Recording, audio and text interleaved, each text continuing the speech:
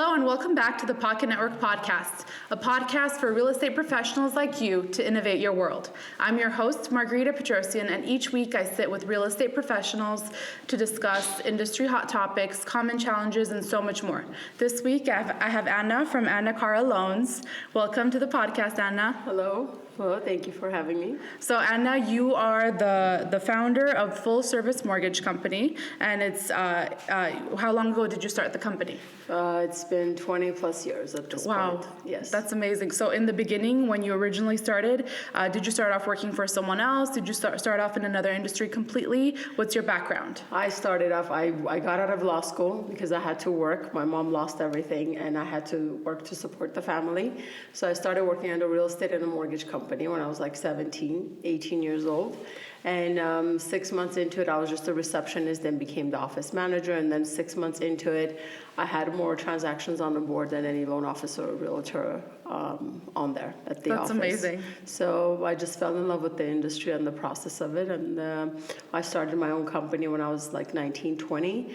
And then it's been nonstop ever since. Yeah, so. That is so amazing. Way before technology made everything, I don't want to use the word easy, but more accessible to young people. Sure. You were able to do this on your own. So congratulations on that. That's a huge accomplishment. And especially to look at how successful you were. It's not like you tried something, went for it, and failed. At such a young age, you were able to make a company, found a company that 20 years later, you are doing amazing things. You're literally the pioneer in some things that we'll talk about later in the podcast in the industry. Well, thank you for that. I appreciate that. It takes a lot of hard work, and I did fail a lot. But the failures, I mean, there's no such a thing for me as a failure. You always learn from them, and just it's how you overcome it. And I always, learned from every step, every little glitch, niche that, we had issues with. And just here we are, here. So. Amazing. I would love to hear more about just any challenges that you had early on that you feel like you really learned from.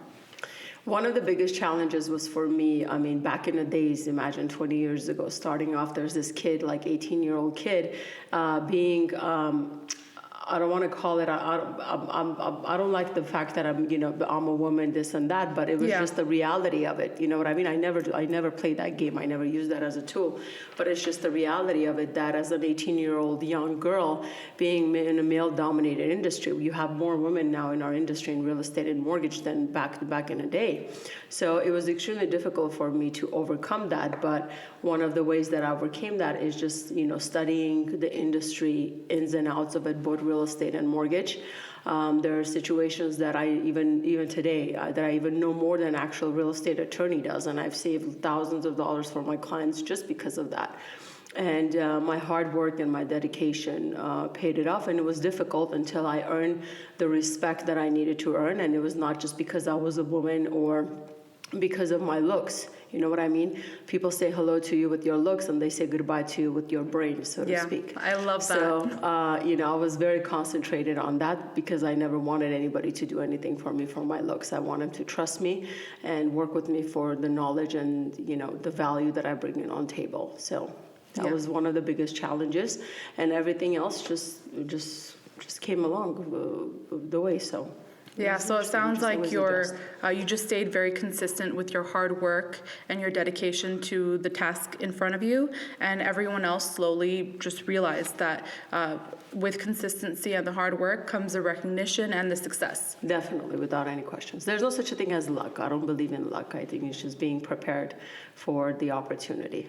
And that, being prepared for it is just the amount of work that you put into. For sure. You might get lucky with a walk-in client or someone that finds you, let's say today on social media, but if you don't make them walk away from your office feeling confident, or if you don't have the facts, then you'll be lucky to lose them. Exactly. Yeah. Definitely. Perfect. Okay. So let's talk about the big thing. Recently, you posted on social media that you are now servicing loans in Armenia to buy houses in Armenia. Financing, yes. Oh, Yes. amazing. Okay. Yes. And this, I've never heard this before. So you're in the industry. I want to ask you, have you ever heard anything like this?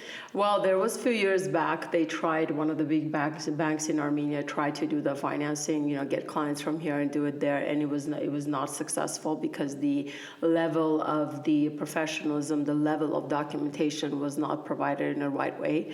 They had somebody to fly in here from Armenia and do it here, but obviously they don't know the rules and regulations here. They have no experience in that. So the last 2-3 years, actually, this is not something new. I've been working on this for the last 2-3 years, and it's very, very, very early stages, but it's slowly picking up with the education because there's a lot of things that you have to educate people who live here in order for them to trust over there for the certain processes to be completed in the right way. So that was very, very exciting that we finally came to an agreement. It's a slow start right now because of the educating process of it, but I'm very, very excited for the future, what it's going to bring. So yeah, it's such an exciting opportunity. Yes. It's amazing. I know the people in our community, in the Armenian community, we're hyped up for this, excited. Even people that might not be able to afford to buy a home right now, but it's something that I personally haven't seen, haven't been aware of. So whether they've tried it in the past or not, clearly just the awareness of that product Yes. was not there either. It took me about 2 years to do law. I did a lot of training in Armenia. Everybody was like, "Why are you going so much to Armenia?" Besides the charity work and everything else that I was doing, I was training in actually a big staff for one of the largest banks in Armenia in order for them to understand documentations and to how to read and how to structure how our structure of the loans are happening here and how would they underwrite here. Yeah. In order for them to use the same information, same tactic guidelines to get them qualified over there. Yeah, I was So- actually going to ask about that. So are the loan terms the same as here, or are you able to adopt and just combine both Armenian and American loans, basically? Well, I structured basically a specific program just for the, people outside of Armenia who live outside, just for them for particular buildings or new constructions. And then there is, if it's an old construction or it doesn't fall into a category, there's a different types of loans which they'll give it to you that is more towards whatever the Armenian government is providing. Okay. But there are a few buildings that are specific to our guidelines, like no prepayment penalty, like 15% down payment, specific like fixed 20 or 30-year fixed loans. Those are specifically built for us, and it's only provided to Anacare loans. So amazing. Congratulations on that. Thank you. That is huge. And the fact that it's an exclusive deal also, that congratulations to you for being able to negotiate that contract.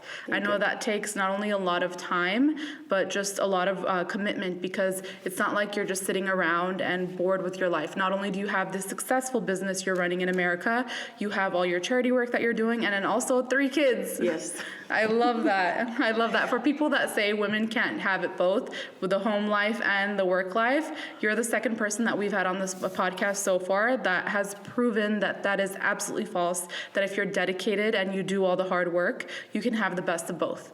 True, without any questions. It's not easy, though. It's not easy. There's days you're just like tired of everything and everybody.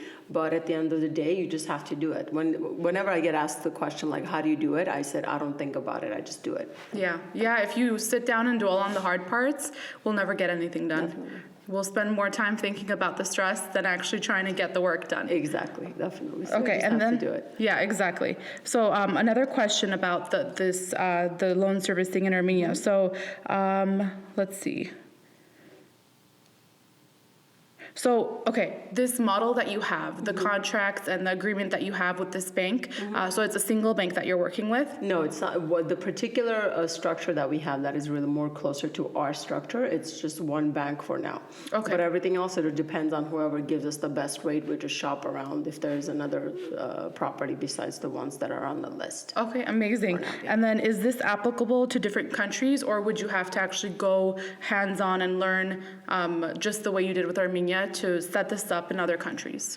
Well, in regards to purchasing in Armenia, you mean? Or No, if purchasing you in any wanted to country? take this program to a different country completely. Excuse me.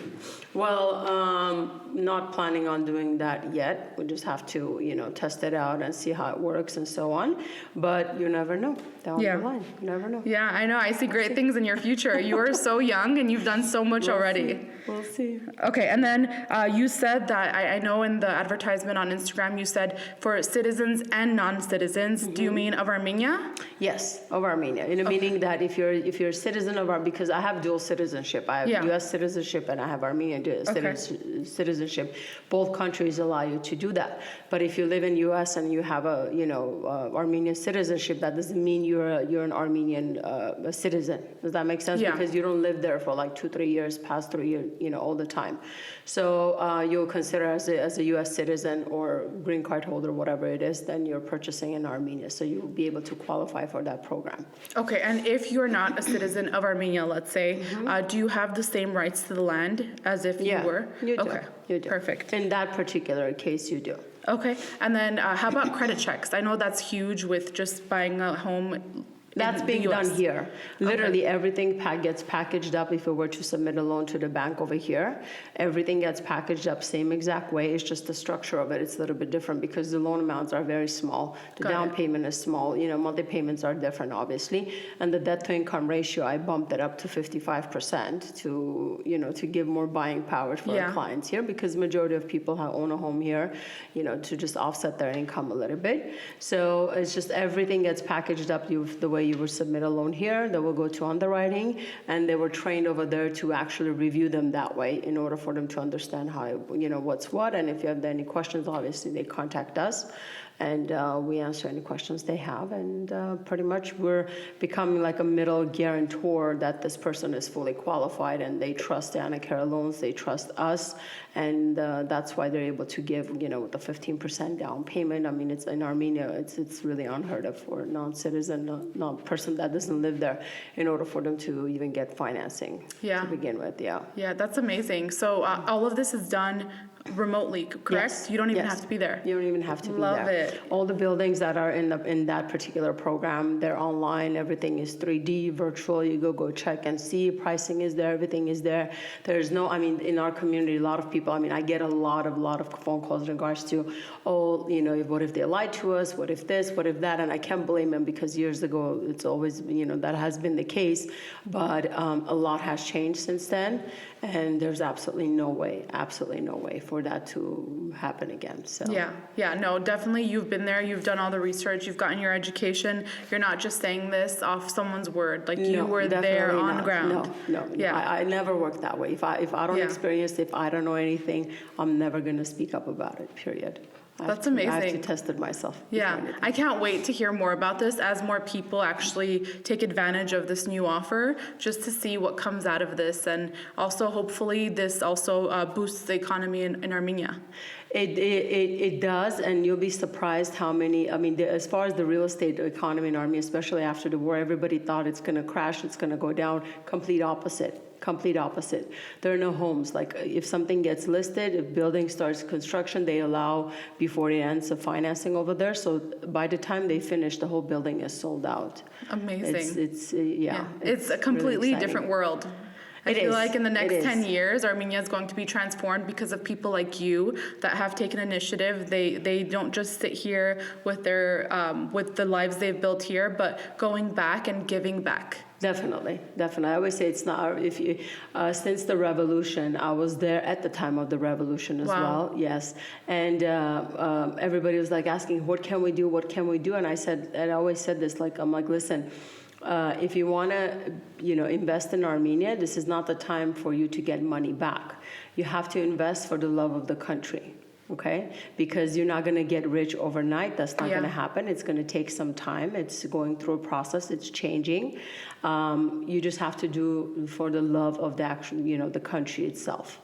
Yeah. My love for Armenia didn't start after the war. It's been way long. I was born into that. Let's just put it that way. For someone who actually loves their country, you can't do something this big in 2 years' time just because there's some kind of political event that makes you feel you're an aching towards your people. So definitely. And you've been working on this for 3 years anyway. So when COVID started, I know we talk a lot about COVID, but it's completely transformed everyone's lives.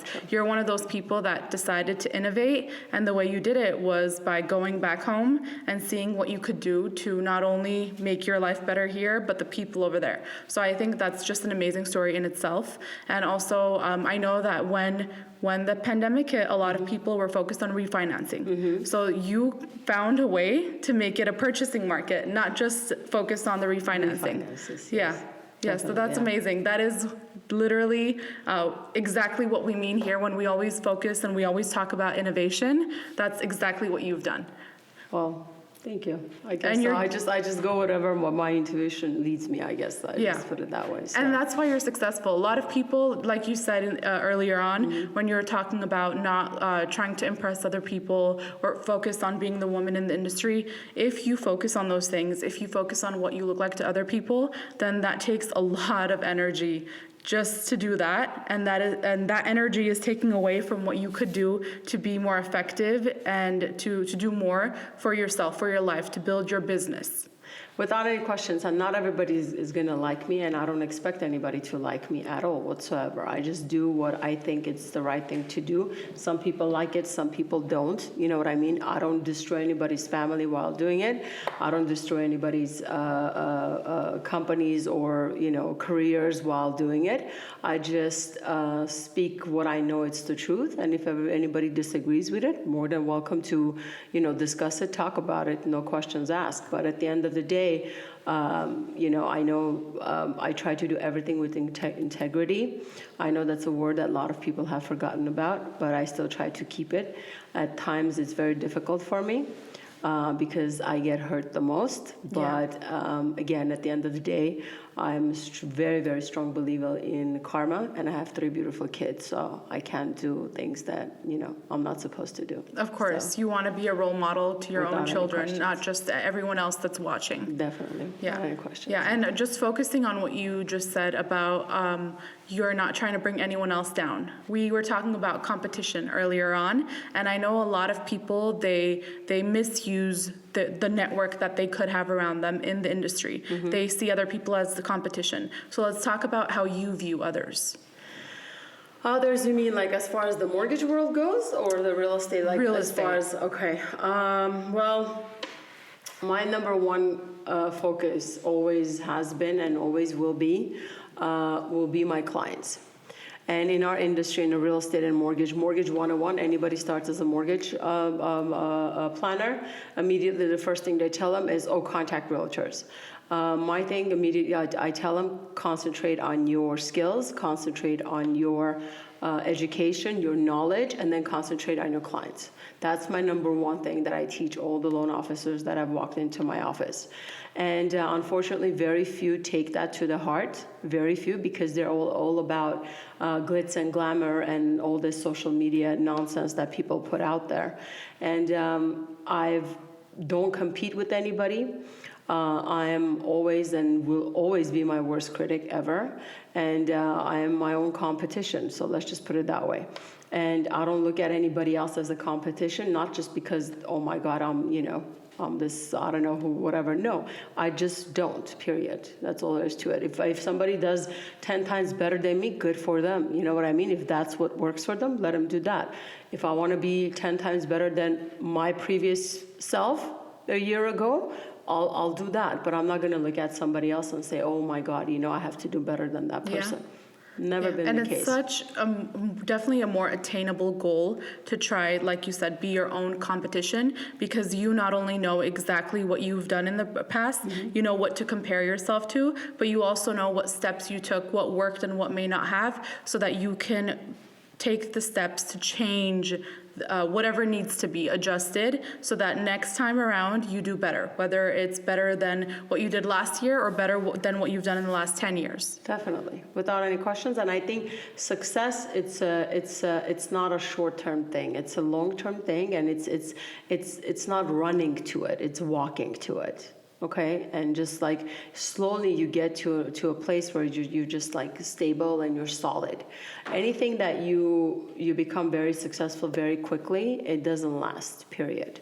I don't think it lasts. I just don't think so. No. Especially in real estate, if you have somehow become successful overnight, you do not have the experience or knowledge yet to sustain that, because you'll be overwhelmed by the amount of work, unless you're hiring 10 assistants on the side and then basically making an assistant salary. It's still not going to work, because you need to learn how to manage those assistants. Exactly. And if you don't know your job, then you're not going to be able to manage them. So here's you know that saying, it says it's one thing to become a millionaire, it's another thing to maintain a millionaire, to stay a millionaire. It's two completely different things. I could win the lottery today, have $150 million, but if I don't know how to keep that and make that double or triple, I'm just going to go back to where I originally started, so to speak. So it same applies to I think to any industry, but especially in our industry overall. Especially with all the like social media nowadays, all the glitz and glamours are so like ridiculous to me that a lot of people get bite into that, thinking, oh, okay, this is the life. And especially now with the hot market, I'm seeing whatever's happening back in 2008 before the crash.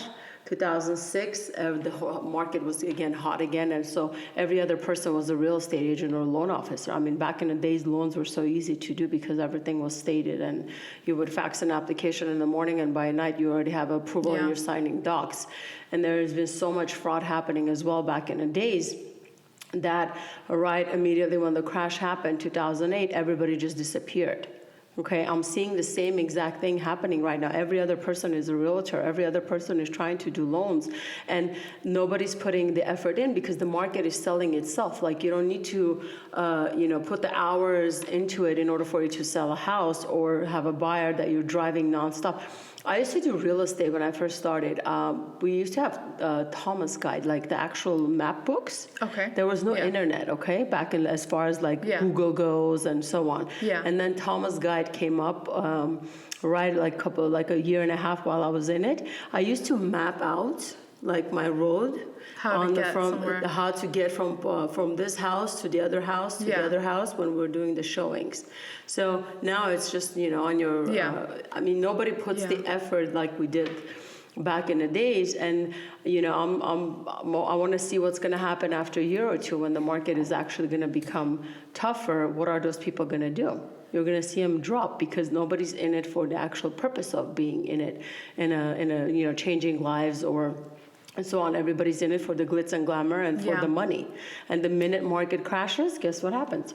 Everybody disappears. Yeah, I definitely have heard of young people who want a second side income, and when they see some of the people posting on social media, obviously they're not going to post the most tough days or the tough decisions they've had to make or their losses. So they'll naturally say, okay, and it's also just 32 hours or 36, I don't know how many hours it is to study for the test. So it's something easier to do than get a whole degree, 2-3 years. So I've seen that for sure, but also all of the people that we've had on the podcast, the successful people, the people that actually love what they do, have said exactly what you just said, where you're working for other people, you're working for the people, not just for the money, and also just loving what you do. Another important thing, not just loving the check that comes with it.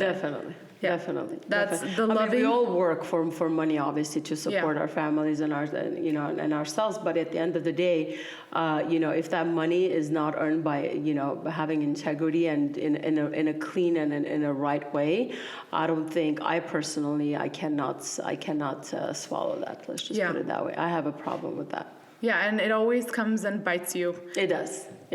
Yeah, it does. So I always, it's for me, again, 20 plus years in the industry, I've seen it all. I've dealt with all pretty much, but I still get surprised that nowadays, especially this past couple of years with all this, pandemic and all the crazy SBA loans and so on and everything, like marijuana business and everything else. It's been crazy.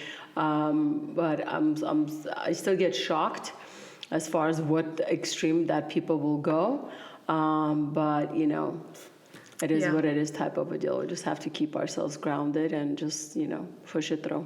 Yeah, the things that we've been seeing just over the past 2-3 years, you wonder how TV is able to be so entertaining. It's because it's from real life. Yes. The things that people do sometimes just for money, they're willing to sacrifice years of being away from their family. Yes. Just to get that luxury home or the luxury vacation homes, which you don't need. You might need one family home to live in, but all of the other extra things that people do.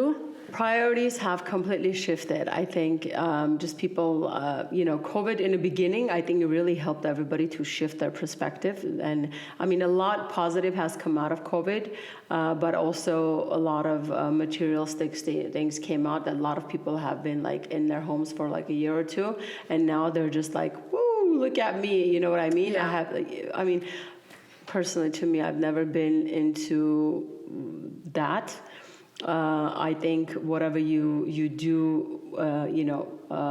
it's for your own self. It's not for everybody to see. Yeah. And just end of that, I think your soul, your being has to be rich and full of life than just actually materialistic things putting on top of it. And that's why you see a lot of people who are lonely. There's a lot of families falling apart. There's a lot of cheating happening. There's a lot of, crazy stuff that I hear. It's crazy. It's mind-boggling to me. And that's the reason why people, I don't think, understand it. But I think that's the reason why, because they're so materialistic. They don't look at, one-on-one. You don't have a conversation with anybody nowadays. The minute you see them, the only thing they talk about is just materialistic stuff. And that's the end of it. Yeah. Period. A lot of people ask me, I only have one friend who's around my age, and the rest of my friends are 10 or more years older than me.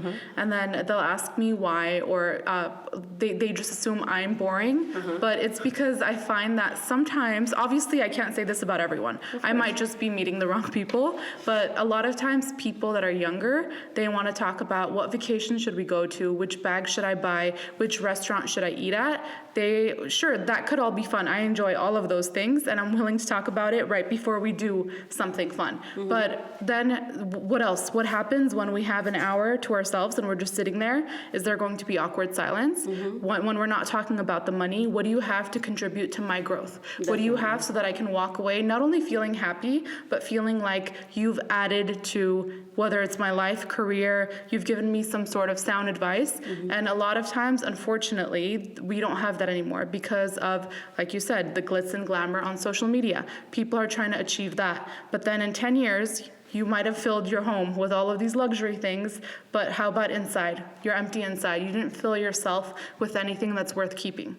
Definitely, without any questions. I'm 100% with you on that. And unfortunately, those people who you could actually have a decent conversation are becoming less and less and less and less, which is extremely, I'll say, sad and frustrating at the same time. But again, it is what it is. You just have to adjust in any given situation to your own standards, so to speak, not to adjust to the society standards, but to your own standards, and just push it through. Yeah, for sure. I had this one acquaintance. I don't want to call this person a friend, but I had this one acquaintance, and I saw her maybe 2 years after we graduated high school. And she asked me what I'm doing. And I was like, oh, okay, I'm working and I'm also getting my bachelor's degree. And she's like, oh my God, that's so good. Ugh, I regret so much not applying myself to my studies. You're so lucky that you prioritized your future, and it's too late for me. And we're 19 years old. I'm like, what do you mean it's too late for me? Like, you're taking classes at the community college, continue doing that, and if an education is what you mean, that I'm lucky for, you can still do that. Or if you need something where you don't need an education, work on that now. You're so young. People change their career at 40 and 50 years old.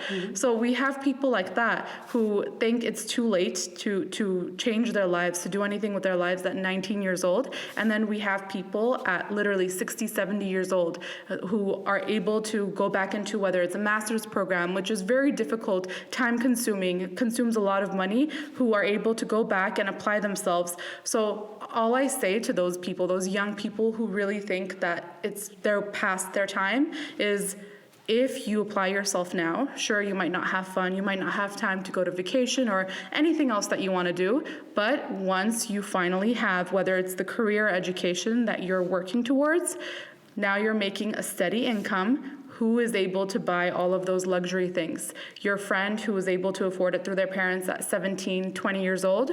Or now you, with your own money, now that you're older, you could do whatever you want. You can take that vacation. If that bag makes you happy, buy that bag. So you have to do, walk slowly, like you said again. Walk slowly, don't sprint. And once you walk slowly, you get to that finish line. The gifts, the prize at the end is worth it for sure. I'm with you on that, and also I think that me being as a mom, it's extremely important to be an example for my kids as well. And people need to understand that success, it's not something it's not something that happens overnight. Okay. It needs nourishing. It needs care. It needs self-care. Me again being as a mom is extremely important for me to teach my kids that good things in life, successful things in life take time, period. If something happens overnight, yeah, we go and get excited, this and that, but it's a short term. That's not going to last. Yeah. I think that's because, again, people don't have patience anymore. Everything is instant. Everything is they want, instant. Like if our internet is a little bit slow, we're like, what's going on? What's going on? We're losing time, and we are losing time on things that are not important. So yeah, they've made our life so easy and so accessible with whether it's technology, Siri, Alexa, all of those technology that we can implement into our lives, that all of a sudden you're not used to waiting 1 minute for something simple. It's all instant gratification. And if you don't get that instant gratification in your career, you just assume that, it's broken working. Like the internet. Exactly. It's not working, and if somebody doesn't like whatever you're doing immediately, that means you're not successful.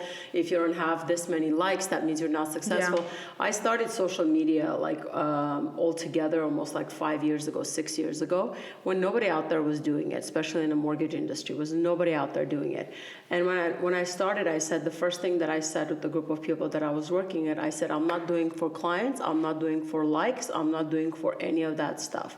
And I know that, the industry itself, we have to be on social media. That's where we're leading. I need to have my presence there. And I'm going to use my platform for things that are going to be good. I'm not just going to throw things out there just because people want to see that. Yeah. I'm going to say and I'm going to talk about things that people don't talk about. You know what I mean? And that's exactly what I did. And there was a lot of times where no, we need to do this. We need to do. I'm like, no, that's not going to happen. I'm not going to post. I have so much content that I didn't feel okay with. I didn't feel comfortable. Never seen a daylight in order for them to be able to be in the public. Period. I'm just not going to do it. Yeah. I did the work. I've created them, but I didn't feel right about it. I said it's not happening. Yeah, it's not worth compromising your values for a quick like. Definitely. Without any questions. Yeah. And we talk about all of these people, these kids on YouTube right now, that there's I think an 8-year-old who made $24 million off YouTube. And sure, it looks so easy, but even a job that seems so easy, the amount of work, I'm sure that not just the parents, but that this kid has to put in to be consistent. This kid might just want to sit down and watch movies one day. He's an 8-year-old child. But no, he listens to his parents, he gets up, and he works just like we do every day. Yeah, so it's a lot of work that goes behind even those easy and what seems to be glamorous positions. And it's a lot of consistency that goes behind that success. So even those jobs, people have to understand what's behind the scenes. I agree with you, and also one thing when they advertise, it's so easy this to do. If it was easy, trust me, everybody would do it. Yeah. Okay, if it was easy. I don't think anything is easy in this life. Nothing that's worth it is easy. Yeah, I don't think anything is easy at this life. If you're gonna put the work into it, and if you want to get something positive back from it, I don't think anything is easy in this life. But then if you do it with love, if that's something that you love, then it doesn't become a job for you. You know what I mean? Yeah. I spend at the office, I could be in the office until 2, 3 o'clock in the morning, and I don't feel like I'm working. then I have to like, oh my God, you have to get home, kids, this, that, you gotta, like they're asleep already, you already said goodnight, but you gotta be there in the morning when they wake up. It just doesn't feel like work. I could go on for hours like that without even noticing that I'm actually working. Yeah. So that's what it is. If you do something that you love, you have to have a reason as to why you're doing it. Okay? And in the mortgage world, I'm not going to compare real estate because the real estate is not as complicated as mortgage is.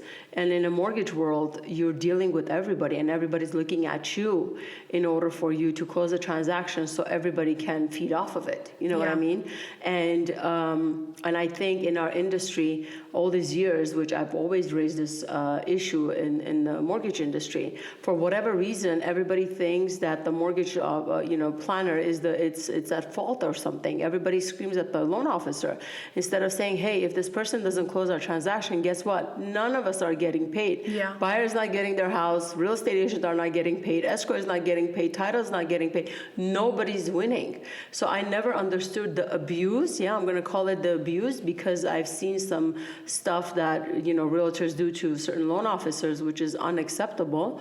The abuse that in our industry, as far as the mortgage planner has taken, I think it's absolutely ridiculous. Yeah, that's a lot of pressure. Yeah, it is a lot of pressure without any questions. And at the end of the day, for realtors to think that they're the reason why a transaction gets closed, or the loan officers need to beg them for loans, to me it's completely hideous. I think everybody should be working together for the level of respect and their professionalism that they have. Yeah. Period.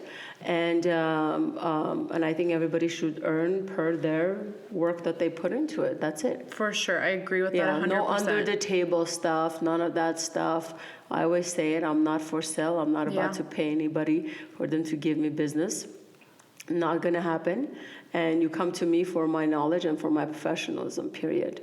So yeah, and it's very refreshing to hear that because most of the people that I've talked to from the podcast, they've been great people, and they say exactly what you say. But I also heard you when you were talking about what there is in the industry, and I compare it to a lot of things that I know in other industries, whether it's medical or whatever it is. There's just for the love of money, there's a lot of shady business behind closed doors. Yes. So I'm sure we see that everywhere, and with a huge transaction with real estate, that's a lot of money that you're stealing from under people that people have worked hard towards. I know people that say that they don't like listing the address of their property because the second they do, someone will go sneak into the homeowner and say, what do they offer? 1%? You pay me 0.7 or whatever it is, and I'll do it for you. And that is so disgusting because hello, at the end of the day, when that house is sold and your name is on it, then this real estate agent who you stole from,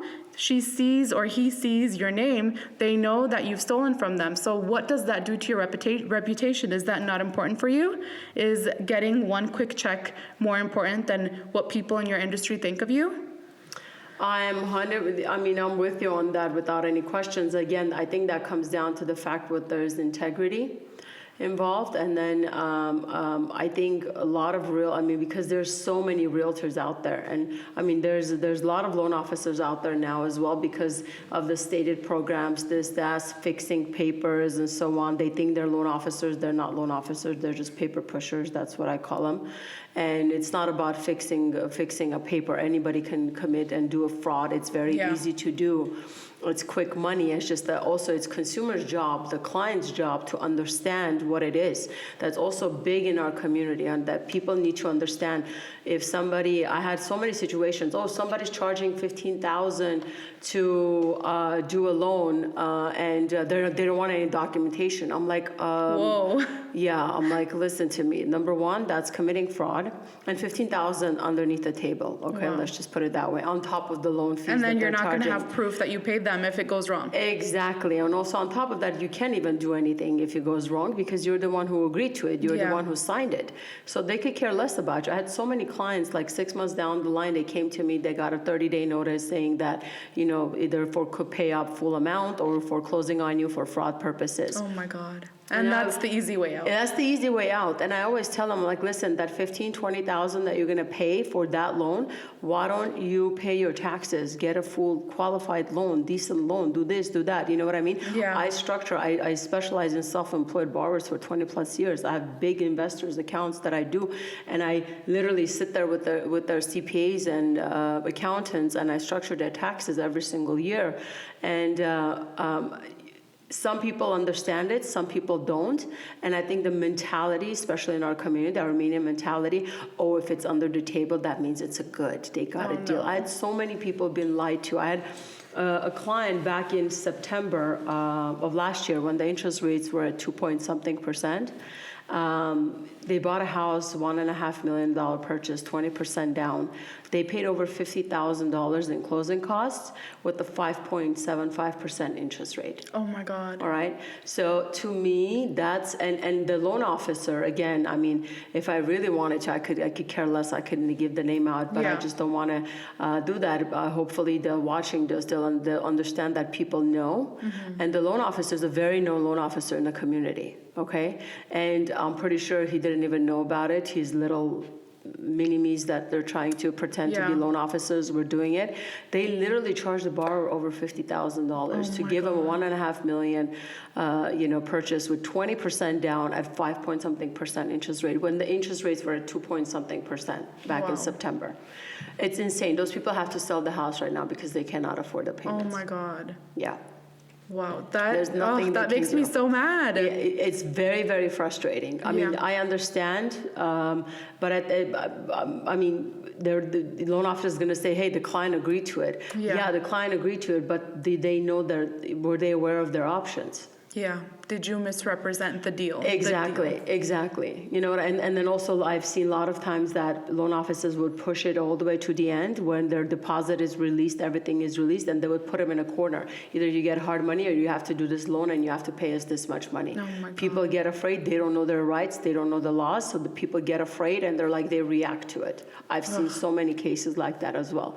I just don't understand how they sleep at the end of the day. And how do they continue getting business? If I was that homeowner, I would buy a billboard locally and be like, this guy did this to me. I would host a TED Talk talking about this. I'm with you on that, but again, unfortunately, it comes down to the fact where people in our community, they don't vata martha, since let me just say it in Armenian. They don't want to become that. You know what I mean? But they don't want to be the bad guy. Exactly, but I think at the end of the day, you have to speak up. You have to say, enough is enough. Oh, no, mess with my money and I'll be the bad guy every day. Yeah, but enough is enough. You know what I mean? Enough is enough. And then obviously, and then you have other situations when you try to do I had situations in my life when I did the best for that particular client, not only for the transaction itself, but I planned their whole financials for years, okay? And then for whatever reason, outside influence, like you said, people from the outside talking who are jealous, who say this, who say that, competition, this and that, influence that person thinking I'm doing something otherwise, you know what I mean? And they ended up reacting in a wrong way. I had situations like that. But again, at the end of the day, I have all my proof, I have all my documentation. I could sleep. Let them go do their own thing and figure things out. Yeah, and the truth always comes out. Let's be real. If whoever that is, the truth will always come out, or they will see the person who said it to them is the bad guy at the end of the day, and they'll know that whatever he said was not credible. At that point, I could care less. Honestly, it's when I care that's when I worry about things. But when I stop caring about it, it's like do whatever you want to do. Yeah, it's up to you. Yeah, no, that's the most important thing, especially once you put yourself out publicly on social media or wherever you have your website. Once people start talking, the most important thing is to just step back, let them say whatever they want. The more haters you have, that means you're up there, you're more successful. Definitely. Without any question. There's people out there that want the work. You'll be surprised how, people that you don't know are your biggest supporters than people that you do know. Oh, yeah. It's very interesting. Yeah, the second you start something, like with me with the Pocket Network, once I shared it publicly on my social media, I was telling my sister, I'm like, there's a lot of people who always run to me for help, who always pretend or say that they're my BFF, and all of a sudden, where are those people when you need their support? True. They died. Very true. Yeah. They're gone. Pay attention to that. It's very interesting how certain people do certain things on social media. I mean, I use it as a tool. Yeah. But sometimes you just have to step back, just pull back completely, and just watch what people do. Yeah. It's very interesting. That's what I've been doing since I got back from the war in Armenia. It was really, really, really difficult for me. It mentally really got to me, and I wish I didn't go. Honestly, I really do wish I didn't go. But group of us did a big charity work for at the time, and it was my responsibility to take it and get it where it needs to go. Yeah. And I could proudly say that we're the only people that actually did that at the time of the war, and. But it was extremely difficult for me. I wish I didn't go. Yeah, it's traumatizing. It is. It's extremely. It's one thing to be here and to hear or see it on the video. It was a completely different thing when I got there and the things that I've seen. Yeah. And to look those people in the eyes. Yes, and also it was very difficult for people to understand it here because they didn't experience it. So I just had to literally just go quiet and just pull myself back. And then as time went by, the news started announcing certain things that I used to tell them that this is what's happening. They didn't believe me at the time. Everyone always has an opinion when they're sitting comfy in their home with their phone. Yes, exactly. So I said, you know what, I'm just going to pull back. If you guys don't want to listen to it, don't hear it, that's perfectly fine. I'm just going to pull back and just try to heal myself, concentrate on myself, and then you guys do whatever you need to do. And as time went by, months went by, things came up on the news, this, that, and so on. I was like, that's exactly what I was telling you guys like 8 months ago. Especially with politics, some people can get really nasty. So forget about all of those people. The most important thing is just you in your heart. You know that you did amazing work for your people. And the most important, God knows exactly where your heart was, what you've done. So you will get your reward for that. Definitely, without any questions. There will always be haters, whether it's a church channel or a mortgage social media. There's always people out there. It's given. I always, I laugh. I felt bad for them, but at the end of the day, I just laugh at it and just move on. No, I just pray that some of those people also, that they open their eyes and they stop hardening their hearts, because a lot of people just are not ready to hear something, and years later they might regret it. They might have their hearts a little more open, but it's too late for that. Exactly. But it's okay. It is what it is. It's okay, because your business is doing good. It is what it is. So let's talk a little more about your business. Okay. So I had a few questions. I texted a few of my real estate friends and said, hey, what would you want to ask her? So you already spoke about your onboarding process. When you train loan officers, you say that just know your knowledge first, and then 2, focus on the clients. Yes. Is there anything else that you find really important in onboarding new talent? The reason as to why they're doing it.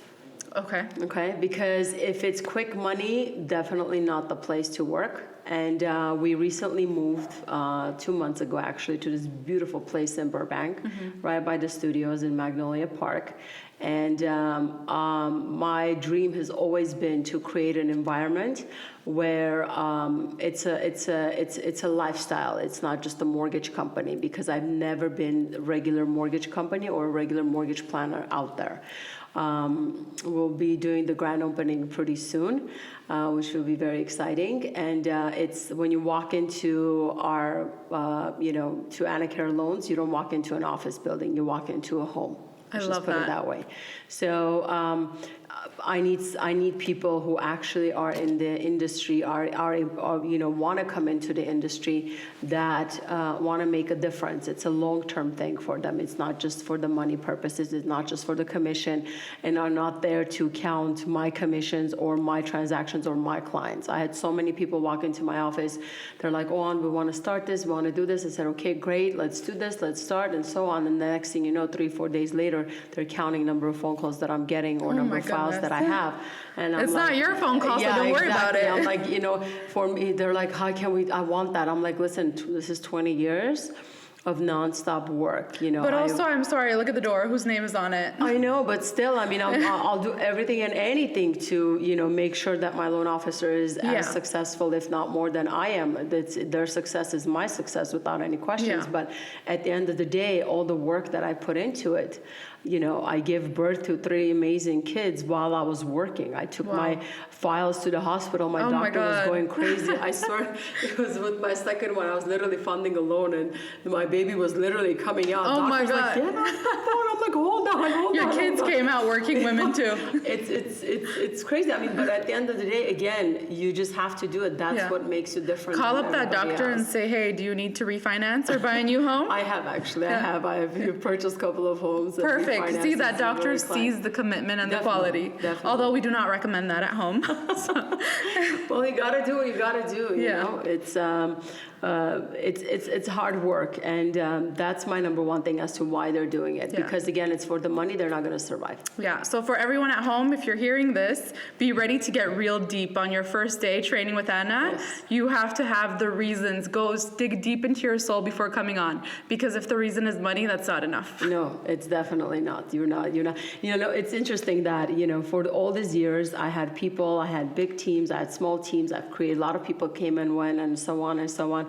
And I never felt comfortable enough to announce the people that are on my team until actually this year, which it's been a year and a half, that I've been fully concentrated on building my team, and I have an amazing group of people in my team, which we'll be announcing very soon, officially, so to speak. And again, those were handpicked people throughout the 20 plus years that I feel comfortable enough, not only as far as the work aspect goes, their work ethic and their knowledge, but also as far as a human being, as who you can trust, who they are. Yeah. You know what I mean? So it's really important. I for sure agree with that, because you can have any kid jump on and make a mistake. They might not be that person, but they might make a mistake if they get too caught up in the money. Mm-hmm. But for you to actually have worked side by side with these people and seen firsthand how they work and how they are with their clients as a human, then I think there's real value in that, and that is priceless. So your clients will definitely be benefiting from that, and your business will see the benefits of that too. You don't have to work too hard for that. I think business naturally follows you once people see how genuine you are. Definitely, without any questions. I literally have strangers calling me. They're like, oh, Anna, we have this loan officer who's doing our loan, but can you please check this something for me? I know you would tell me the truth. Wow. People that I've never met ever in my life on social media. To me, just that sentence, I could care less if I'm doing the loan or not, but just that sentence, it means the world to me. Yeah. Just that for alone. People to recognize that you are honestly there to be truthful. Yeah, definitely. So, that's one of the biggest things, I think, as far as being trained and joining our teams. Yeah, the biggest compliment. Yeah. And when you're training these people, whether it's the people that work directly for you, or if you're getting phone calls, do you have any sales scripts that you give them, or how does that work? Never been a believer in sales scripts and never will. I could have guessed that answer. Yes. Because like this conversation, like I said, I don't want to know the questions. We just have to do it as we go along. Because you can't have a script and talk to every other person is different. Every other person's situation is different. Yeah. What sales script is going to help you to talk to them? Like it's people are gonna know immediately. They might not understand it, but that feeling inside, their gut feeling, is always gonna tell them something is not right. Of course. So I always tell them, if you don't know something, be honest. Say, hey, I'm new in the business. I've been there. You know what I mean? I was back in the days. They used to do cold calls. There was no internet. There was no social media. None of that stuff. You would just have to pick up the phone, get a name and a phone number, pick up the phone, and get a transaction, so to speak. But I understood that being honest and extremely straightforward with them, they appreciate that. Of course, and they will give you a chance. One of my team lead assistant, my personal assistant, and also a team lead for processing, Arabik, walked into my office over a year ago. And Brian, she came to this country literally a year prior to that, lived in Washington, D.C. She was an intern from Armenia. And her English was really rough. And I sat her down. I said, do you know how to do this? She said, no. I'm like, do you know how to write professional emails? She said, no. I'm like, do you know how to do this? That? She's like, no. I said, great, you're hired. And she looked at me with her eyes like, who's this crazy person? I said, because of the fact that you were honest with me, Just for that fact, I'm going to hire you because guess what? I'm going to train you and you're going to be the best thing out there. Not just the honesty, but I feel like, correct me if I'm wrong, but if someone doesn't have these preconceived notions of what the job is, isn't it easier to train them, to show them what the right way is to do the work? True, but some people are lazy and they will not take, and some people, their egos are so big that they will not take any criticism. You know what I mean? Yeah. They will not be thinking, and I always tell everybody, listen, 9 to 5, it's work. There's nothing personal. None whatsoever. You know what I mean? If it's work, it has to do with our clients. It's extremely important. My ego, your ego is out the door. Yeah, I'm not here to baby you. Definitely to make not. you feel better Definitely about the not. mistakes you're making. Exactly, definitely not. And I allow them to make mistakes, but if we correct those mistakes and then you make them again, that shows that you're not paying attention and you could care less. Guess what? And you're playing with people's money.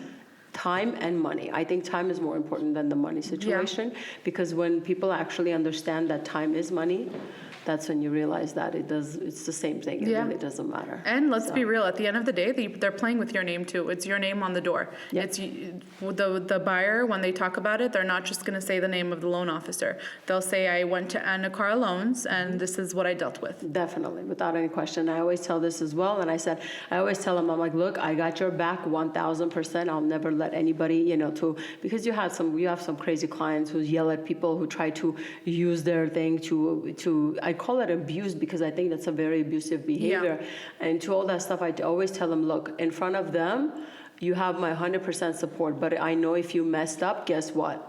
It's not going to be okay on our in the background. Let's just put it that way. It's not going to be okay. You guys have to answer to every single thing that you guys do. And thank God, in my company, I have a system built that everybody knows exactly what their responsibilities are. And if anybody is lacking somewhere, it shows up immediately. And then as a team, what the other person catches it, we all try to fix everything together. That's amazing. That's truly a safe place for you to grow professionally. Definitely. It's not somewhere where they're going to try to hide their mistakes so that they get ahead or that they're on your good side, but they will be more transparent in that way and grow from these mistakes. Yes, without any questions. And it's extremely important. Yeah, another thing really important, I already know this because of social media. I know you don't love social media that much, but no, I love social media. I think it's amazing. But if you use it for the right purposes, you know what I mean? I think it's great. So according to the Doctors of Real Estate on TikTok, so you pre-authorization, pre-approval, that's the most important thing, especially right now. So for that, how long does that take? How do you, or even how do you train your loan officers to be able to communicate how important that is to a first-time or any-time home buyer? Well, here's the thing. I do things a little bit differently than all the other loan officers out there.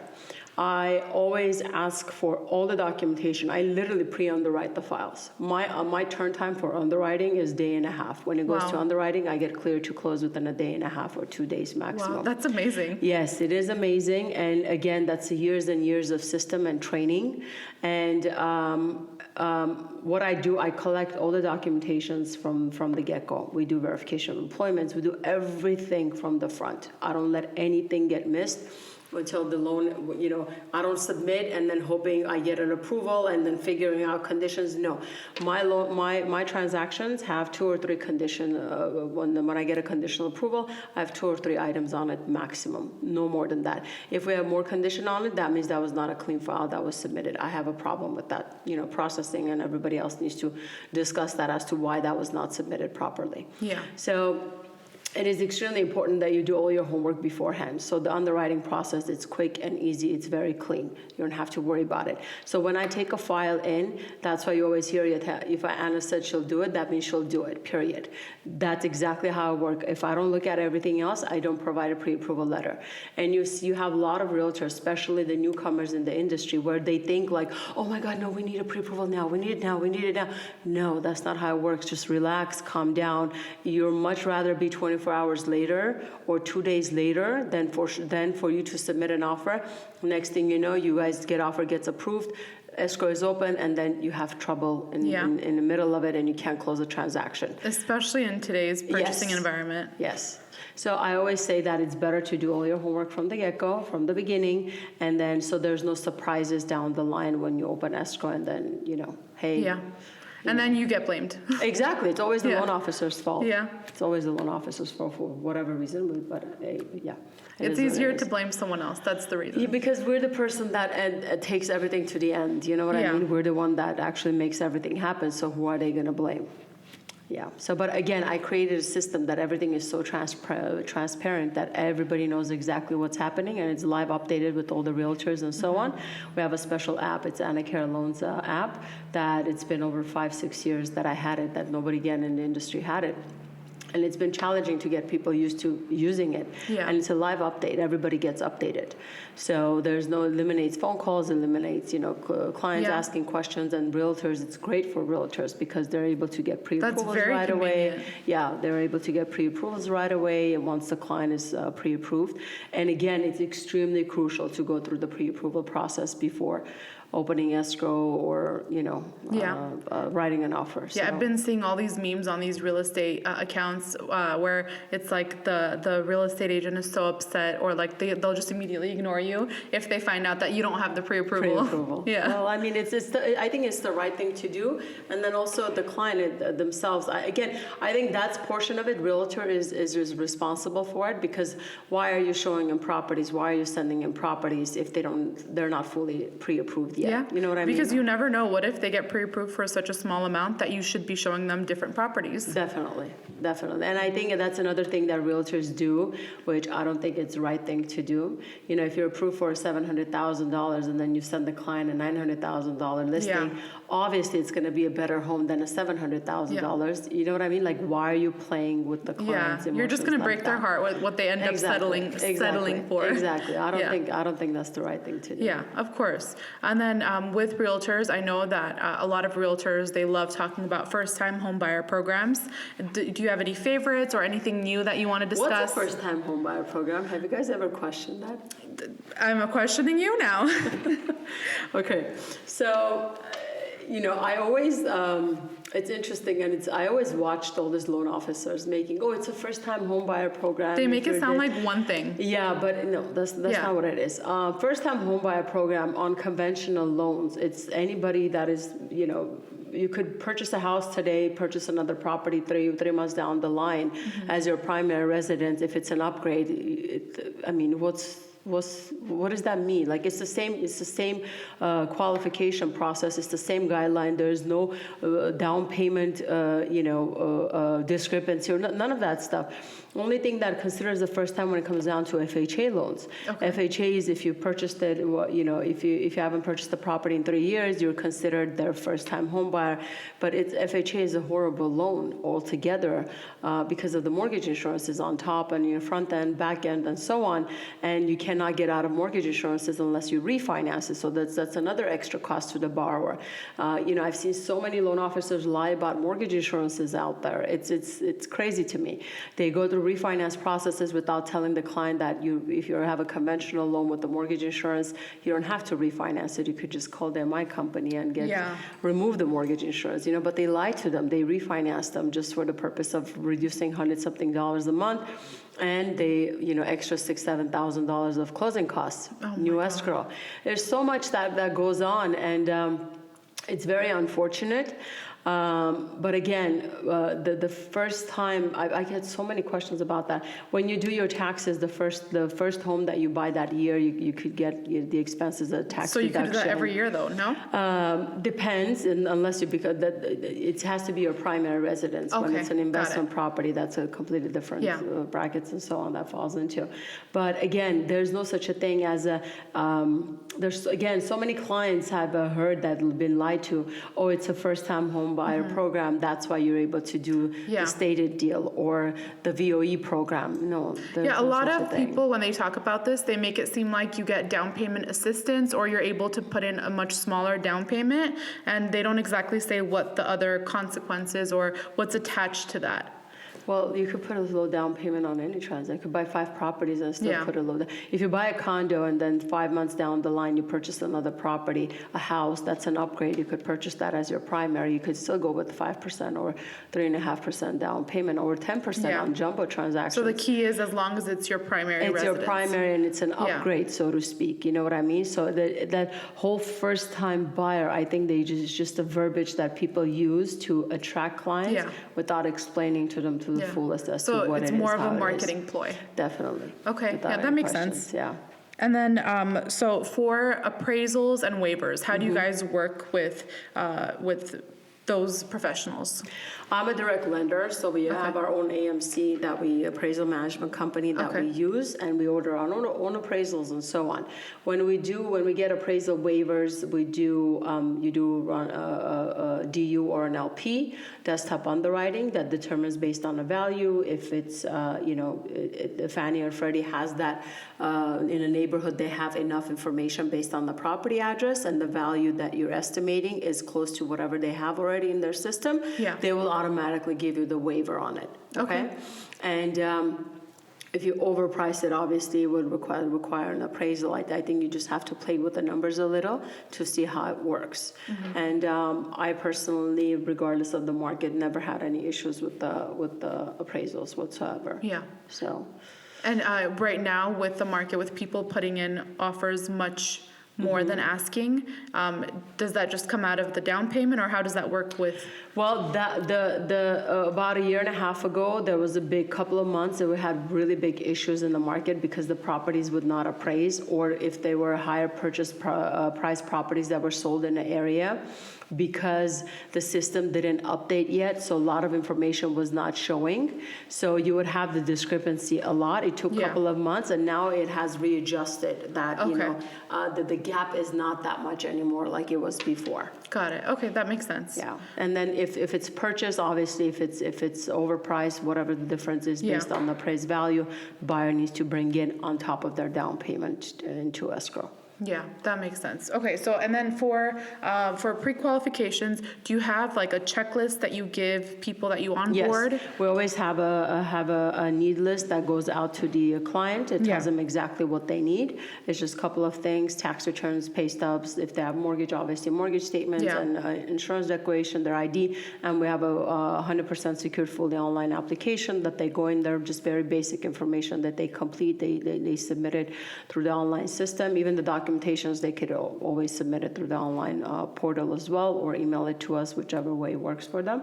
And it's after we receive all the documentation, people need to understand one thing when it comes down to us, to Anacare loans, that I don't just take information over the phone and say, hey, you told me this is what you qualify for. 99.9% of the time, the information that the client gives you over the phone, and if you go based off of that, it's never matches the actual documentations that they provide. Yeah, you can ask me how much I made last year, and I could never give you an exact answer. Besides that, not only an exact answer, every transaction, every taxes, they're completely different, and you'll be surprised how many loan officers don't even understand how to read taxes, how to understand them, and they don't know guidelines, how to structure them. I had a client that just because the loan officer was not aware of how to structure a loan, meaning knowing guidelines and how to read taxes, they put him on a stated loan. The borrower was fully qualified for a conventional loan. You'll be surprised. Yeah, it just shows that you really, really need to find someone who's educated on their job. They really need to know what they're doing. And if you can't do that research, then you better be able to know all of this on your own, know exactly what you're going in for. Without any questions, and I want to mention one thing which is extremely important. Clients need to be aware of this. This is happening a lot. It is illegal for a realtor to tell you that you have to go with their loan officer, and vice versa. Okay, it is illegal. It's your choice. You could choose whoever you want to choose. And I had so many, again, clients that came tell me, "Hey, Anna, they told us if we don't go with their loan officer, they're not going to give us the listing." That is illegal. That is illegal to do. That's just to make more money as a group. Yes, that is illegal to do. 100%. You can recommend. There's nothing wrong with recommending, but to actually tell a client there's no way you could do anything else. Yes, and to tell them if you want the house, you have to go Yeah. with this loan officer. That's Oh my or God. vice versa. If you want Yeah. that house, you have to go with our realtor. When people ask me for a referral, I give a few names. I'm like, you guys pick and choose. Some prefer female, some prefer a male, some prefer young, some prefer older. Whatever works for you guys. You guys go pick and choose whoever you want to work with. You would think people would be afraid with Google. I could simply Google that question and it would probably tell me the answer within 10 seconds. You'll be surprised. There's so many things that you would think people will not do because of everything is so accessible. Yeah. But unfortunately, again, it's from our community that even clients think just because it's under the table, it's something. Some kind of a good. deal. Yeah, it's some Yeah. kind of a deal. It's Ugh. not. It's not. Yeah, and speaking more on accessibility, with your app, you said that clients are able to fill out these applications for pre-approval just from home. Everything is remote. Everything is remote. Oh my God! So you were prepared for this even before the pandemic hit. Yes. I bet yes. that made it so much easier to transition to work from home. Definitely, and I travel a lot because of the charity work and everything that with Armenia. I travel a lot, so I have access to everything. Physically, I could be anywhere in the world and work. I don't need to love be it. anywhere. Yeah, I mean, Yeah. I don't need to be stuck at the office. Yeah, I think the success of your company is definitely attributed not just for the communication that you obviously have, that you're very transparent and you're communicating with your employees, but also all of these checklists that you have in place to balance, to make sure that people know what they're supposed to do in order to achieve the result that you're looking for. So a lot of that is with the guides and also just the technological innovations alone. Yes. Not just with the pre-approvals, but also being able to get financing in another country just sitting at home.